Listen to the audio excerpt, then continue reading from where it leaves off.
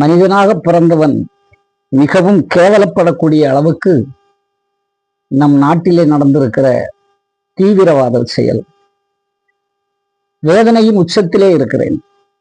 அதுவும் இந்துவாக பிறந்து விட்டதனால், நாம இந்துவா பிறந்ததுனால நமக்கு ஏற்படுற கஷ்டமா இது? உலக மக்களே, மதவரின் உச்சத்தை உணர்ந்து கொண்டீர்களா?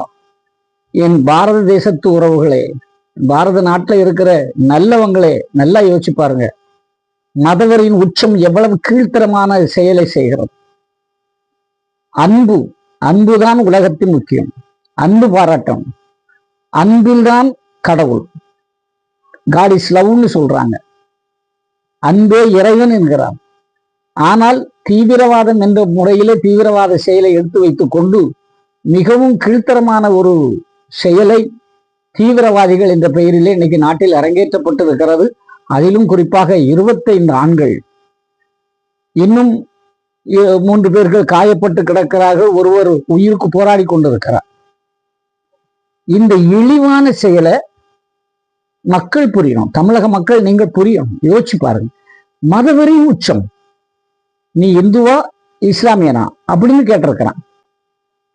அதிலும் அவனுக்கு சந்தேகம் தீரலன்னா அடையாளத்தை கண்டுபிடித்து அதன் பிறகு சுட்டு கொண்டிருக்கிறான்னா காஷ்மீரத்தில் இருக்கக்கூடிய அந்த தீவிரவாதிகளுடைய உணர்வு என்ன?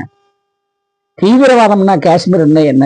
இன்னைக்கு கன்னியாகுமரியிலிருந்து காஷ்மீரம் வரைக்கும் தீவிரவாதம் ஒவ்வொரு இடத்திலும் மதவெறியின் உச்சமாகத்தான் இருக்கு. மேற்கு வங்கத்துல இந்த வக்பாரிய சட்டத்தை எதிர்த்து போராடுகிறோம் என்ற பெயர்ல போராடினாங்க.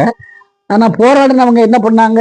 இந்துக்களுடைய வீடுகளை கொள்ளையடித்ததும் சூறையடித்ததும் தீக்கிரையாக்கியதும் இந்துக்களை நடுச்சந்திலே போட்டு அடித்து கொன்றதும் பெண்களை கற்பை சூறையாடியதும் அந்த மாநில முதலமைச்சர் அதை இதுவரைக்கும் கண்டுகொண்டதாக தெரியவில்லை. அது என்ன, அதுக்கு என்ன நடவடிக்கை எடுத்தாங்கிறது தெரியல. வங்காளதேசத்துல என்ன நடந்துச்சு? அங்கேயும் இந்துக்கள் கொல்லப்பட்டார்கள். நாம் எல்லோரும் போராடணும்.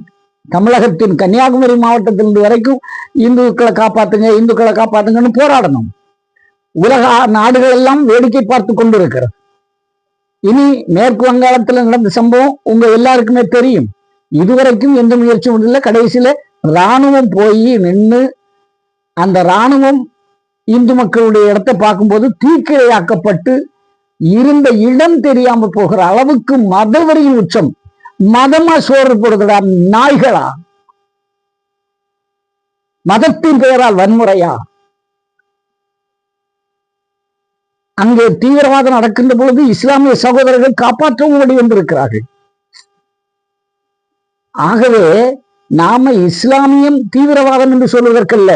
ஆனா வருகிற தீவிரவாதிகள் எல்லாம் இஸ்லாமியர்களாக இருக்கிறார்கள். அது காஷ்மீரத்துல இவ்வளவு கொடுமையாக நடந்திருக்கிறது என்றால் உண்மையிலேயே அதுல 25 பேர்கள் கொல்லப்பட்டு இருக்கிறார்கள் என்கின்ற பொழுது அந்த குடும்பம் என்னவும், அந்த ஒரு குழந்தை அழுது கொண்டே கதறிக்கொண்டே சொல்லுகிறது, எங்க அப்பனை ஹிந்துவா இஸ்லாமியனை கேட்டு சொன்னாங்க, கொண்டுட்டாங்க அப்படின்னு சொல்லும் போது நமக்கு கண்ணீர் வருகிறது. இந்துவாக பிறந்தது பாவமா? இந்துவாக பிறந்ததுதான் நாம் செய்த சாபமா? அப்போ பாரத நாட்டில் இந்துக்களுக்கு வாழ்வதற்கு வழி இல்லையா? இதை எப்படி மாற்றுவது? தீவிரவாதம் எந்த மதத்தில் இருந்தாலும் சரி, எந்த இடத்தில் இருந்தாலும் சரி, தீவிரவாதம் அழிக்கப்பட வேண்டும். இந்த தீவிரவாதத்தில் இறந்து போன அந்த குடும்பங்களுக்கு நம்மால் என்ற உதவிகளை செய்வோம். இனியும் ஒரு மரணம், தீவிரவாத கொலை இந்த நாட்டிலே வரக்கூடாது என்று நாம் ஆண்டவனை பிரார்த்திப்போம்.